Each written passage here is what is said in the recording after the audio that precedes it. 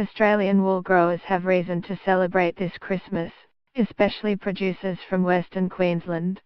After more than half a decade of drought, and the region losing hundreds of thousands of lambs to wild dogs in recent years, wool prices have hit record highs. Wool grower David Council has a third less sheep on his station near Barcaldine in central Western Queensland, but his wool check is likely to be the healthiest in years. Mr. Council is hand-feeding half of his 10,000 merino flock. This year has been one of the fifth driest in the past 95 years for the area. Every bale of wool that we're sending away is worth 3 times more than what we are used to getting, Mr. Council said. The former veterinarian expects a bale of wool that would have been worth $800 3 years ago could fetch up to $3,500 when his wool goes into the market early next year. He thinks it will be a savior for the local district, which has spent the past 6 years in drought. It's going to pay a lot of bills and bring a lot of cash flow into the district and allow businesses to semi-recover from this very dry time, Mr. Council said. The Eastern Market Indicator published by the Australian Wool Exchange reported strong prices in February, which have continued an upwards trend into the Christmas break. For export buyer Scott Carmotta said they were the highest prices he has paid in his 32 years in the industry.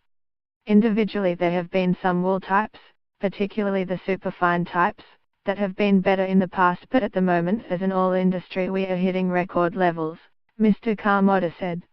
The industry experienced 2 significant boom periods, in the late 1980s and early 1990s. After record highs, the industry collapsed with an oversupply.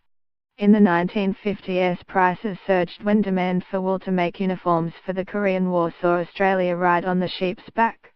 The industry is not expecting the appetite for Australian wool to decline anytime soon. Asia is driving the demand. China imported more than 70% this year. They are hungry for our wool clip. We've got plenty of orders being written into prompt shipment, so we can only see the demand staying, Mr. Carmotta said. While prices have surged, the industry has been distracted with controversy surrounding research and development and marketing body Australian Wool Innovation, AWI. Chairman Wal Merriman has been tainted by the man in the mirror scandal, and after fronting a Senate estimates in October, senators from the Rural and Regional Affairs and Transport Committee have referred AWI to the National Audit Office. State and local governments and wool growers have invested millions of dollars in the past 6 years in Western Queensland building dog-proof fences to protect lambs, and it is starting to pay off. In 2014 to 2015, David Council joined with neighbours to perimeter fence a collection of properties. Prior to fences, I reckon we were losing over 50% of our lambs from conception through to the land marking, and then once we put the fences up we went back to marking 80 to 85% lambs and were back to full production, he said. The whole reason I've been able to keep a lot of sheep here, despite the drier times, is I've had good lambings, and so I have sheep to shear. They haven't disappeared down the throats of dogs.